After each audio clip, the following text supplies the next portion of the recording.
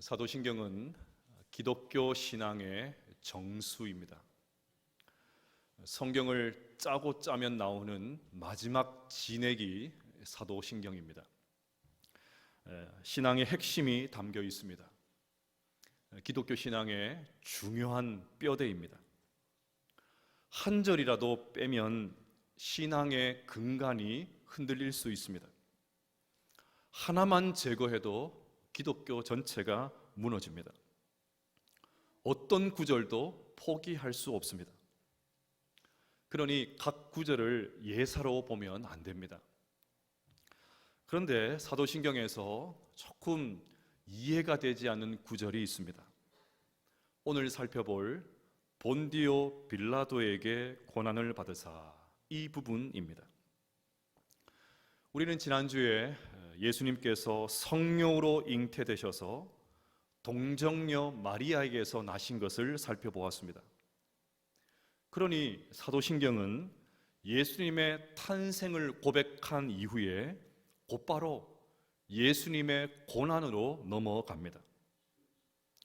여러분, 이상하지 않습니까?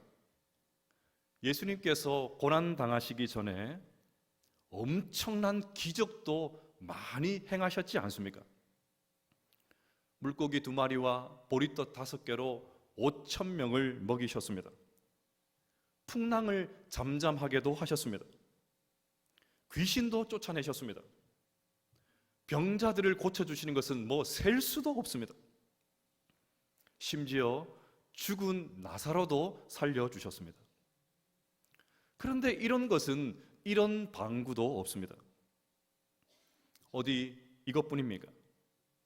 저와 같이 성경과 설교를 중시하는 목사의 입장에서는 사도신경 안에 성경을 가르쳐 주시는 예수님의 모습이 빠져 있는 것이 못내 아쉽습니다. 요즘 새벽마다 큐티로 묵상하고 있는 누가복음만 봐도 예수님은 잘못된 인간의 전통을 붙들고 살고 있는 바리새인들과 격렬한 논쟁을 벌이시지 않았습니까? 이것을 통해서 성경의 참뜻을 알려주시려고 분투하시는 예수님의 모습을 발견할 수 있습니다. 그런데도 사도신경에는 이런 내용이 전혀 없습니다. 그러니 동정녀 마리아에게서 나시고 라고 한 이후에 곧바로 고난을 받으사, 이 부분으로 넘어가는 것은 너무나도 지나친 생략처럼 느껴집니다. 흥미로운 것은 500년 전의 성도들도 비슷한 생각을 했습니다. 제네바 교리문답 55문에 똑같은 질문이 나옵니다. 왜 주님의 탄생에 대해 말하면서 주님의 생애의 모든 경력을 생략하고 뛰어넘어서 죽으신 사실을 말합니까? 이 질문에 제네바 교리문답은 이렇게 대답합니다. 성경에는 주님의 속죄 사역에 관한 말씀 밖에는 기록되지 않기 때문입니다. 그러면 또 당장의 질문이 생기죠. 성경에 주님의 속죄에 관한 말씀밖에 기록되지 않았다니 무슨 그런 섭섭한 말을 합니까? 성경에는 다른 이야기들도 많이 기록되어 있지 않습니까? 하지만 여러분, 신앙의 선배들이 몰라서 이렇게 말하는 게 아닙니다. 그들은 우리보다 훨씬 더 진지하게 성경을 읽었습니다.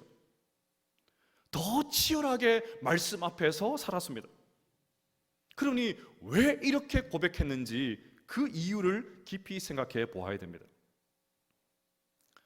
사도신경이 예수님께서 행하신 이 모든 기적들을 생략하고 곧바로 예수님의 고난으로 점프한 이유는 예수님께서 무엇을 위해서 이 땅 가운데 오셨는지 그것을 분명하게 보여주기 위해서입니다.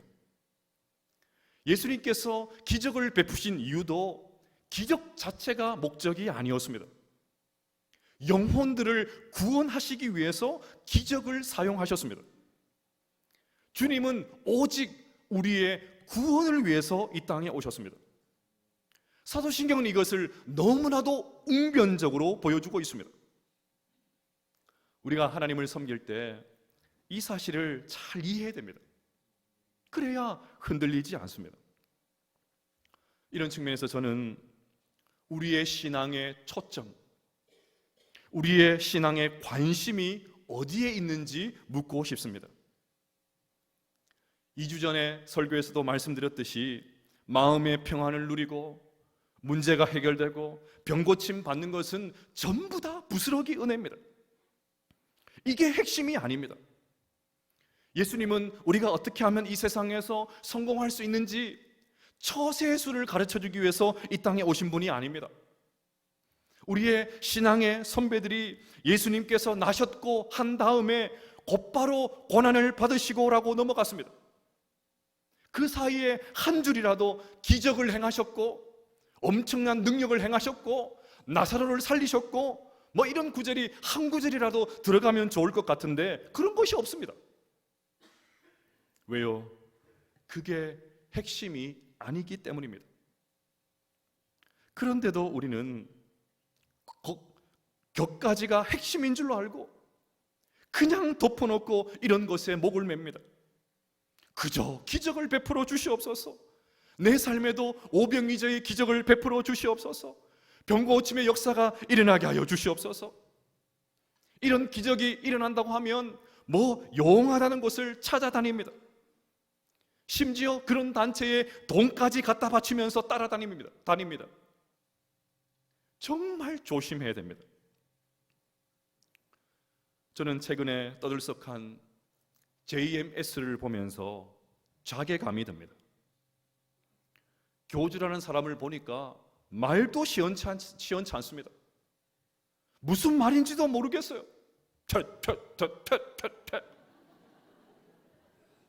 노래도 뭐 얼마나 못 부르는지 몰라요. 음치예요. 그런데도 따따따. 그런데도 어떻게 전국적인 조직을 갖추고 뭐 이렇게 많은 사람을 끌어모을 수 있습니까? 저는 설교 시간에 엉뚱 소리는 안 하잖아요. 발음도 괜찮지 않습니까? 찬양도 들을만 하지 않습니까? 그래서 사람들이 도대체 어떻게 해서 저 명문대생들이 말도 되지 않는 저런 인간에게 넘어가서 저런 참담한 일을 당하는지 궁금해합니다. 알아보니까 처음에 포교 활동을 할 때 기적이 일어났다고 합니다. 대단한 일들이 일어났다고 합니다. 선거에 누가 당선이 될지도 정확하게 맞췄다고 합니다. 귀신같이 알았다고 하죠. 거기에 혹해서 기적이 일어났다고 하니까 막 그냥 정신을 차리지 못하고 하나 둘 넘어가다가 결국 이런 결과가 나온 것 아니겠습니까? 그러니 여러분, 기적이 일어났다고 덮어놓고 좋아해서는 안 됩니다. 기적이 다 하나님께서 하신 일이다 그렇게 단정해서도 안 됩니다. 사탄도 얼마든지 기적을 일으킬 수가 있습니다. 마태복음 24장 23절부터 같이 한번 읽어보겠습니다. 시작. 그때에 사람이 너에게 말하되 보라 그리스도가 여기 있다 혹은 저기 있다 하여도 믿지 말라. 거짓 그리스도들과 거짓 선지자들이 일어나 큰 표적과 기사를 보여 할 수만 있으면 택하신 자들을 미혹하리라. 보라 내가 너희에게 미리 말하였노라. 아멘. 그러니 눈에 보이는 것이 없고 손에 잡히는 것이 별로 없어도 하나님의 약속의 말씀만 붙들 수 있게 되시기를 바랍니다. 뭐 대단한 일이 일어나지 않아도 성경만 믿고 우직하게 믿음의 길을 걸어갈 수 있게 되시기를 바랍니다. 하나님을 섬기는 일이 너무 단조롭게 그렇게 느껴져도 다른 것 기웃거리지 아니하고 신실하게 주님만 바라볼 수 있는 우리 모두가 될 수 있기를 주의 이름으로 축복합니다. 저는 최근에 우리 교회에서 중보기도 사역이 시작된 것이 얼마나 감사한지 모릅니다.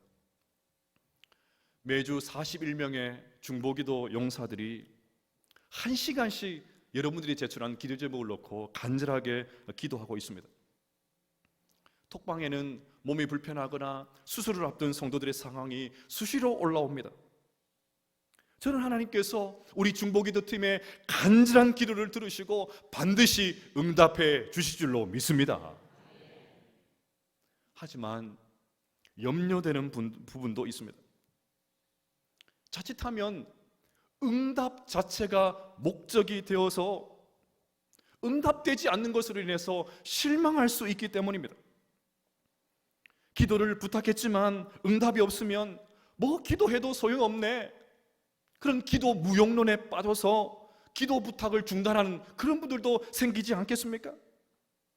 또 열심히 헌신하고 있는 중보기도 용사들에게 응답되었다는 소식들이 들리면 얼마나 힘이 나겠습니까? 그런데 응답이 안 되면 또 그렇게 힘이 빠지지 않겠습니까? 실제로 중보기도 요청 가운데 가장 많은 기도 제목이 뭘까요? 병 낫기를 위한 기도 제목이 제일 많습니다. 그래서 아예 교구별로 몸이 불편한 분들의 리스트를 다 만들어서 중보기도실에 비치해 놓고 기도하고 있습니다. 우리는 능력이 없지만 병든 자를 위해서 기도하라는 하나님의 약속의 말씀을 붙들고 간절히 병 낫기를 위해서 기도하고 있습니다. 하나님의 선한 뜻 가운데 치유의 역사가 일어나게 될 줄로 믿습니다. 그러나 낫지 않는다고 해서 낙심할 필요가 없습니다. 꼭 나아야만 하나님께서 살아계신 것이 아닙니다. 회복되어야만 하나님께서 나를 사랑하신다, 그런 증거도 아닙니다.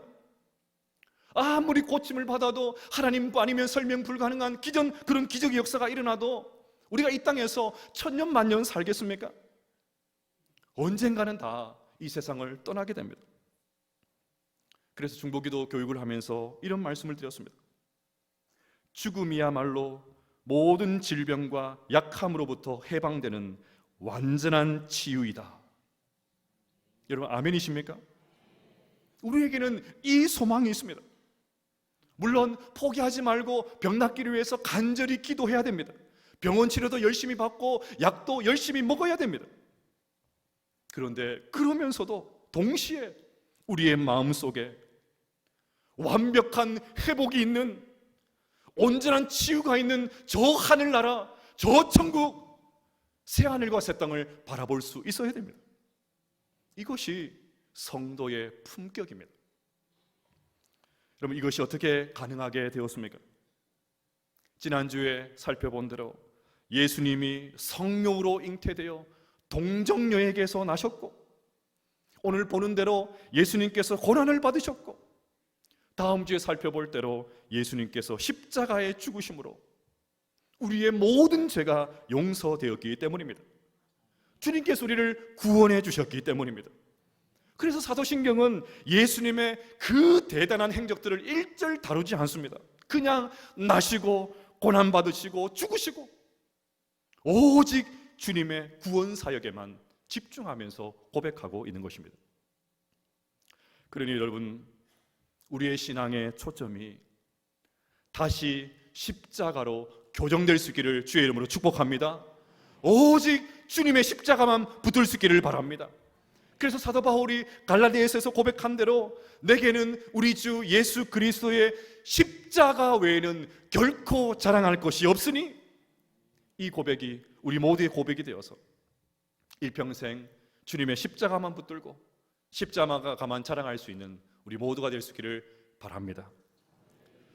또 본디오 빌라도에게 고난을 받으사, 이 부분에서 또 다른 질문 하나가 더 있습니다. 저는 어릴 적에 이 대목을 고백할 때마다 참 찜찜했습니다. 빌라도가 사형 선고를 내린 것은 맞지만 예수님이 빌라도에게 직접 고난을 받으신 것은 아니지 않습니까? 이 고백만 놓고 보면 마치 빌라도가 예수님을 괴롭힌 주범 같은 느낌이 듭니다. 덤태기를 씌우는 것 같습니다. 예수님의 죽음에 연루된 사람들이 얼마나 많습니까? 요즘 세상에서도 윗선에서 책임을 안 지려고 적당히 한 사람을 그냥 희생양으로 지목해서 꼬리를 자르면 언론이 득달같이 달려듭니다. 그런데도 사도신경에 버젓이 빌라도를 주범으로 지목하고 있습니다.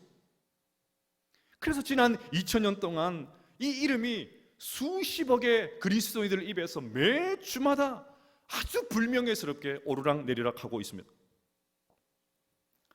사실 빌라도는 총독으로서 예수님의 십자가형을 선고는 했지만 실제로 고난을 가하지는 않았습니다.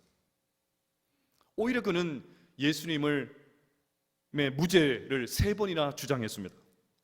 누가복음 23장 4절입니다. 빌라도가 대제사장들과 무리에게 이르되 내가 보니 이 사람에게 죄가 없도다 하니. 또 누가복음 23장 14절입니다. 이르되 너희가 이 사람이 백성을 미혹하는 자라 하여 내게 끌고 왔도다. 보라, 내가 너희 앞에서 신문하였으되 너희는 고발하는 일에 대하여 이 사람에게 죄를 찾지 못하였고. 또 누가복음 23장 22절입니다.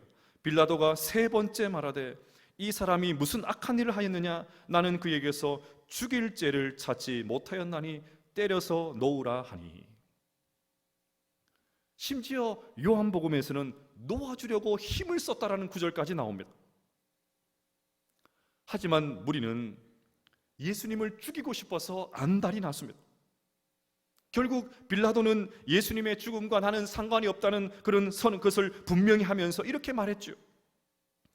빌라도가 아무 성과도 없이 도리어 밀란이 나려는 것을 보고 물을 가져다가 무리 앞에서 손을 씻으며 이르되 이 사람의 피에 대하여 나는 무죄하니 너희가 당하라. 이 말에 백성들도 동조합니다. 백성이 다 대답하여 이르되 그 피를 우리와 우리 자손에게 돌릴지어다 하거늘. 이런 측면에서 빌라도가 사형 선고를 한 것은 맞지만 그에게 전적인 책임이 있다라고 보기는 어렵습니다. 빌라도에게 모든 책임을 전가하는 것은 무리입니다. 오히려 주도적인 역할을 한 것은 군중들이었습니다. 그런데도 우리는 오늘도 예수님께서 본디오 빌라도에게 고난을 받으셨다라고 고백했고 심지어 오늘은 그것에 대한 설교까지 듣고 있습니다. 빌라도의 입장에서 생각을 해보면 진짜 억울할 것 같습니다. 그러면 왜 우리의 신앙의 선배들이 빌라도를 콕 집어서 본디오 빌라도에게 고난을 받았다고 했을까요? 우선 번역이 잘못되었습니다. 우리말에는 본디오 빌라도에게라고 번역을 했지만 이 단어는 아래에서, 지하에서라고 번역을 해야 됩니다. 그래서 제대로 번역을 하면 본디오 빌라도 아래에서, 본디오 빌라도 치하에서 고난을 받으사라고 해야 됩니다. 빌라도가 유다의 총독이었으니까 예수님께서 그의 치하에서, 그의 아래에서 고난을 받았다고 하면 얼마든지 말이 됩니다. 그런데 번역을 어떻게 하든 우리 신앙의 선배들이 예수님께서 본디오 빌라도에게 고난을 받으셨다고 한 진짜 이유가 있습니다. 예수님의 고난과 그 십자가 사건이 역사적인 사실인 것을 강조하기 위해서였습니다. 사도신경이 만들어진 AD 2세기, 3세기경에는 예수님의 성육신에 대해서 의문을 푸는 사람들이 많았습니다. 지금이나 그때나 어떻게 신이 인간이 될 수 있나 이해하지 못하는 사람들이 있었습니다. 이 부분을 제대로 반박하거나 변증하지 해야 복음이 전해지지 않겠습니까? 그래서 로마의 역사책에 버젓이 나오는, 로마의 역사책에도 분명하게 기록되어 있는 유대의 총독 빌라도, 분명하게 기록되어 있는 그 빌라도의 이름을 써서 예수님의 고난, 그 십자가의 죽으심은 제자들이 지어낸 이야기가 아니라 역사적인 사실이다, 그것을 증명하고 싶었던 것입니다. 그러니 본디오 빌라도에게 고난을 받으사, 이 고백의 핵심은 예수님께서 누구에게 고난을 받으셨다, 그것이 아닙니다. 예수님께서 고난 받으셨다는 사실, 예수님께서 실제로 고난을 받으셨다, 그것이 제일 중요합니다. 우리는 예수님 하면 가장 먼저 십자가를 떠올립니다. 죽음에만 초점을 맞추는 경향이 있습니다. 하지만 예수님께서 우리를 위해서 죽으셨을 뿐만 아니라 고난을 받으셨다는 사실을 잊어버리면 안 됩니다. 그러면 예수님의 고난은 언제부터 시작되었습니까? 우리는 예수님의 고난이라고 하면 패션 오브 크라이스트, 영화에 나오는 장면을 떠올립니다. 채찍에 맞고 침뱉음을 당하고 조롱을 받고 힘겹게 십자가를 지고 마침내 십자가를 지시는 것, 네, 이것은 틀림없이 고난이 맞습니다. 하지만 예수님의 생애 전체가 고난이었습니다. 이 땅에 오실 때부터 고난이 시작이 되었습니다. 우리는 다들 현대적인 좋은 시설에서 사는 것이 익숙해 있기 때문에 조금만 불편해도 참지를 못하죠. 그러니 하늘에 계셔야 될 그분이 사람으로 오신 것 자체가 고난입니다. 구유에 누이신 것도 고난입니다. 태어난 직후에 죽음의 위협을 피해서 부모의 품에 안겨서 애굽으로 도망친 것도 고난입니다. 본격적인 사역을 시작하시기 전에 사탄에게 고난과 유혹을 받으신 것도 고난이었습니다. 그 거룩하신 분께서 이 세상의 더럽고 추악한 모습을 매일같이 경험하고 날마다 죄인들과 교제하시는 것, 그 자체가 고난이었습니다. 이유가 무엇입니까? 왜 예수님께서 이렇게 고난받으셨습니까? 우리를 구원해 주시기 위해서였습니다. 그래서 이사야 선지자는 예수님이 고난받으신 이유를 이렇게 말합니다. 그는 실로 우리의 질고를 지고 우리의 슬픔을 당하였거늘 우리는 생각하기를 그는 징벌을 받아 하나님께 맞으며 고난을 당한다 하였노라. 그가 찔림은 우리의 허물 때문이요 그가 상함은 우리의 죄악 때문이라. 그가 징계를 받음으로 우리는 평안을 누리고 그가 채찍에 맞음으로 우리는 나음을 받았도다. 이런 측면에서 오늘 본문에 나오는 이 빌라도의 법정에서 일어난 재판에 기막힌 은혜가 있습니다. 예수님이 잡히신 그날 빌라도의 관정에서는 두 개의 재판이 열렸습니다. 하나는 예수님의 재판이었고 또 다른 하나는 빌라도의 재판이었습니다. 둘 다 엉터리 재판입니다. 불의한 재판이었습니다. 우리식으로 하면 무전유죄, 유전무죄식의 재판이었습니다.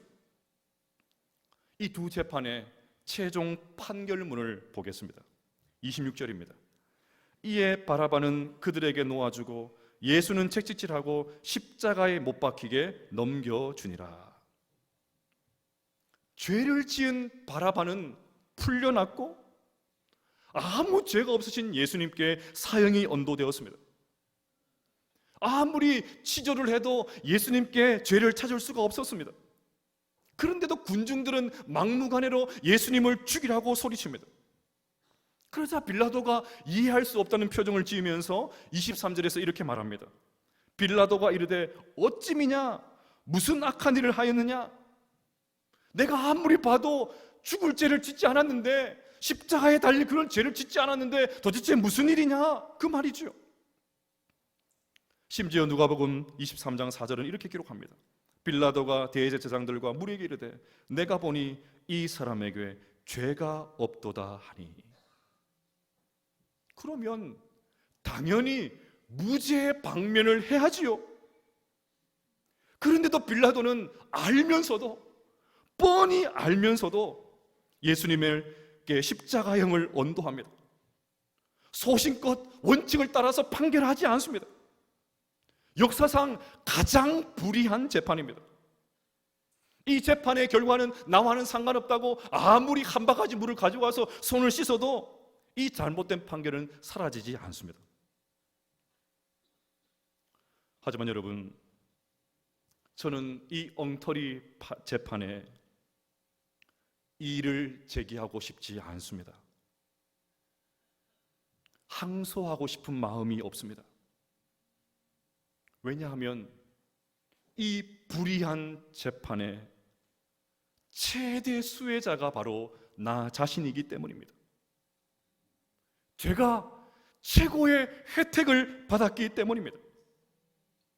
무죄하신 예수님께서 억울하게 재판으로 십자가를 지셨기 때문에 저 같은 사람이 구원을 받을 수 있었습니다.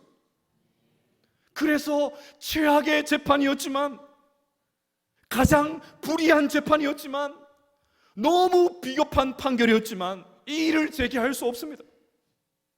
그저 억울한 재판에도 불구하고 묵묵하게 십자가를 지신 주님께 감사할 수밖에 없습니다.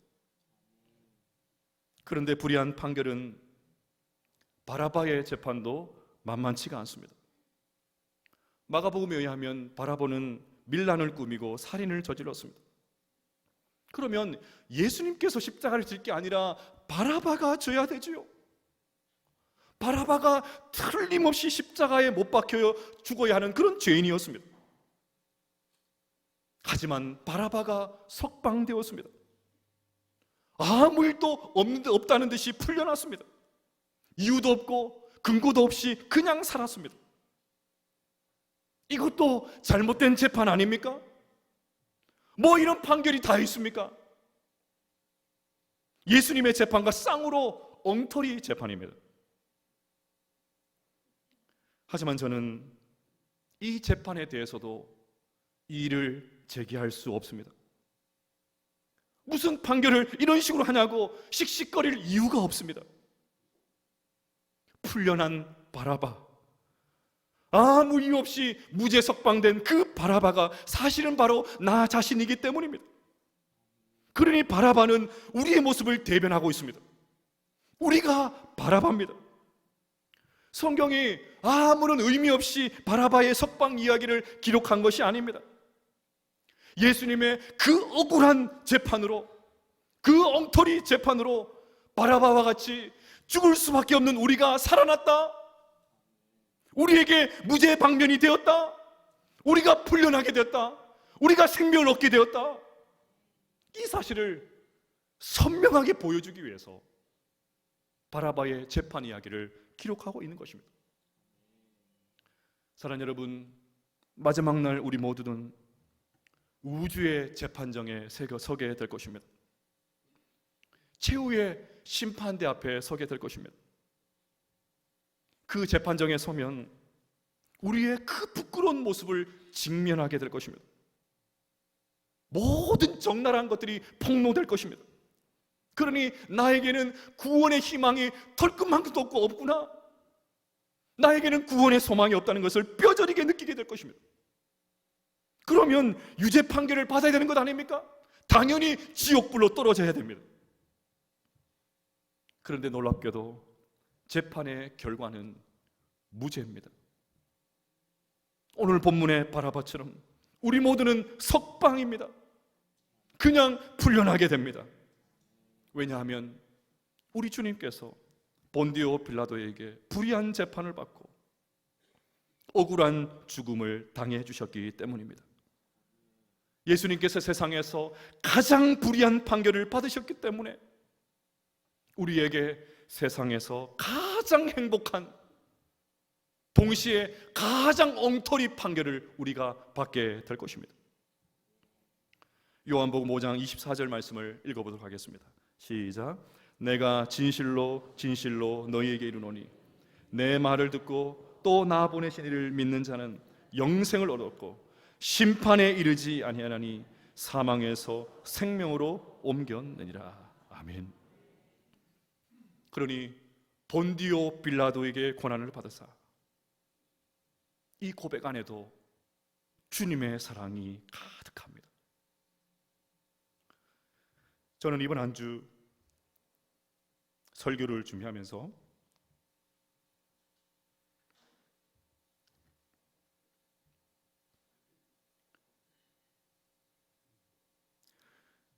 창세기 찬송가 415장을 참 많이 듣고 불렀습니다. 2절 가사가 이렇습니다. 내 눈을 밝게 떠서 저 십자가 볼 때 날 위해 고난당하신 주 예수 보인다. 그 형상 볼 때 내 마음에 큰 찔림 받아서 그 사랑 감당 못하여 눈물만 흘리네. 사랑하는 여러분, 주님께서 우리를 살려주시기 위해서 고난을 받으셨습니다. 억울한 재판을 받으셨습니다. 그 사랑으로 인해서 감격의 눈물을 흘릴 수 있는 우리 모두가 될 수 있기를 주의 이름으로 축복합니다. 날마다 이 고백할 때마다 그 사랑에 감격하여서 손에 잡히는 것이 없고 뭐 대단한 것이 없다 할지라도 우리에게 주어진 믿음의 길들을 신실하게 걸어갈 수 있는 우리 모든 성도들 다 되시기를 주의 이름으로 축복합니다.